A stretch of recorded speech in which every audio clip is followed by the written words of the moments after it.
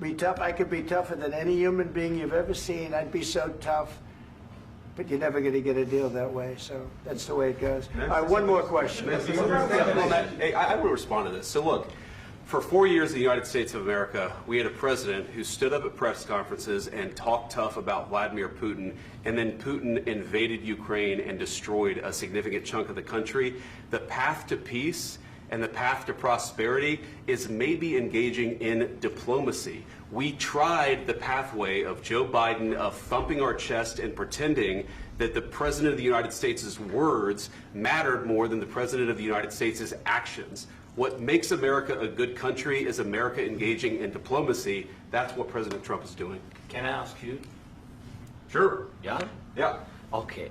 So he occupied our parts, big parts of Ukraine, part of East and Crimea. So he occupied it on 2014. So during a lot of years, so I'm not speaking about just Biden, but those time was Obama, then President Obama, then President Trump, then President Biden, now President Trump, and God bless, now President Trump will stop him. But during 2014, nobody stopped him. He just occupied and took. He killed people. You know what the contact line? 2015.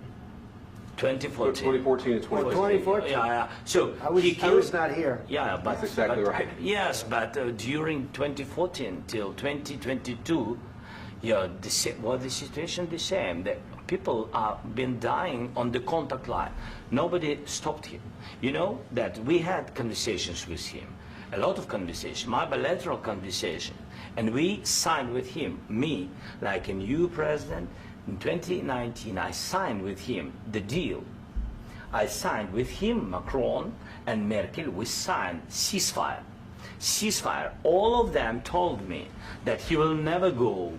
We signed with him with gas contract. Gas contract. Yes, but after that, he broken this ceasefire. He killed our people and he didn't exchange prisoners. We signed the exchange of prisoners, but he didn't do it. What kind of diplomacy, JD, you are speaking about? What do you mean? I'm talking about the kind of diplomacy that's going to end the destruction of your country. Yes, but if you Mr. President, with respect, I think it's disrespectful for you to come into the Oval Office and try to litigate this in front of the American media. Right now, you guys are going around and forcing conscripts to the front lines because you have manpower problems. You should be thanking the President for trying to bring an end to this conflict. Have you ever been to Ukraine that you say what problems we have? I have been to. Count once. I've actually watched and seen the stories, and I know what happens is you bring them on a propaganda tour, Mr. President. Do you disagree that you've had problems bringing people into your military? And do you think that it's respectful to come to the Oval Office of the United States of America and attack the administration that is trying to prevent the destruction of your country? A lot of questions. Let's start from the beginning. Sure. First of all, during the war, everybody has problems, even you, but you have nice ocean and don't feel now, but you will feel it in the future. God bless. You don't know that. God bless. You God bless. You will not have a war. Don't tell us what we're going to feel. We're trying to solve a problem. Don't tell us what we're going to feel. I'm not telling you. Because you're in no position to dictate that. That's exactly what you're doing. You're in no position to dictate what we're going to feel. We're going to feel very good. You will feel influence. We're going to feel very good and very strong. You will feel influence. You're right now not in a very good position. You've allowed yourself to be in a very bad position, and he happens to be right about it. From the very beginning of the war. You're not in a good position. You don't have the cards right now. With us, you start having cards. Right now, you don't. You're playing cards. You're playing cards. You're gambling with the lives of millions of people. You're gambling with World War III. You're gambling with World War III.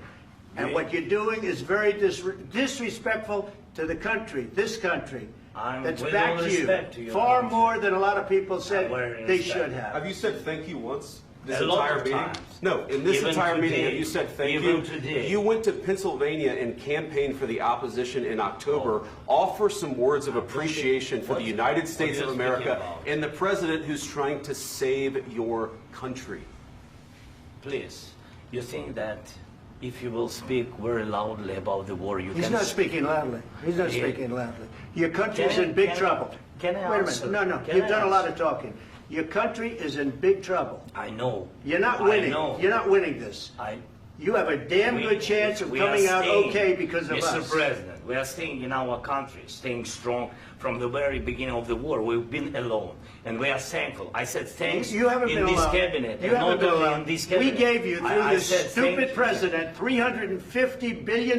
You voted we gave for you your military president. equipment, You and you voted men for are your brave, president. but they had to use our military. What about If you didn't have our military equipment, if you didn't have our military equipment, this war would have been over in 2 weeks. In 3 days, I heard it from Putin. In 3 days, this is something maybe new. less. In 2 weeks, of course, yes. It's going to be a very hard thing to do business like this. Again, I tell you. just say thank you. I said a lot of times to American people. Accept that there are disagreements, and let's go litigate those disagreements rather than trying to fight it out in the American media when you're wrong. We know that you're wrong. But you see, I think it's good for the American people to see what's going on. I understand, sir. I think it's very important. That's why I kept this going so long. You have to be thankful. You don't have the cards. Thankful. You're buried there. Your people are dying. You're again, running low on soldiers. Listen, please, you're running Mr. low President. on soldiers. It would be a damn good thing. Mr. And then you tell us, I don't want a ceasefire. I don't want a ceasefire. I want to go, and I want this. Look, if you could get a ceasefire right now, I tell you, you take it so the bullets stop flying and your men stop getting killed. Of course, we want to stop the war. But you're saying you don't want a ceasefire. But I said to you, I want a ceasefire. with guarantees. Because you'll get a ceasefire faster than an agreement. Ask our people about ceasefire, what they think. That wasn't with me. For you what, that what wasn't is with me. It that was with you. a guy named Biden, who was not a smart person. This That is was with Obama. President. It was your president. Excuse me. That was with Obama, who gave you sheets, and I gave you javelins. Yes. I gave you the javelins to take out all those tanks. Obama gave you sheets. In fact, the statement is, Obama gave sheets and Trump gave javelins. You got to be more thankful, because let me tell you, you don't have the cards. With us, you have the cards. But without us, you don't have any cards. One more question to Mr. Vice President. I'm sorry. It's going to be a tough deal to make, because the attitudes have to change. What if Russia breaks ceasefire? What if Russia breaks peace talks? What do you do then? I understand that it's a heated conversation right now. What are you saying? She's asking, what if Russia breaks the ceasefire? What if anything? What if a bomb drops on your head right now? Okay? What if they broke it? I don't know. They broke it with Biden, because Biden, they didn't respect him. They didn't respect Obama. They respect me. Let me tell you, Putin went through a hell of a lot with me. He went through a phony witch hunt where they used him and Russia. Russia. You ever hear of that deal? That was a phony Hunter Biden, Joe Biden scam. Hillary Clinton, Shifty Adam Schiff. It was a Democrat scam.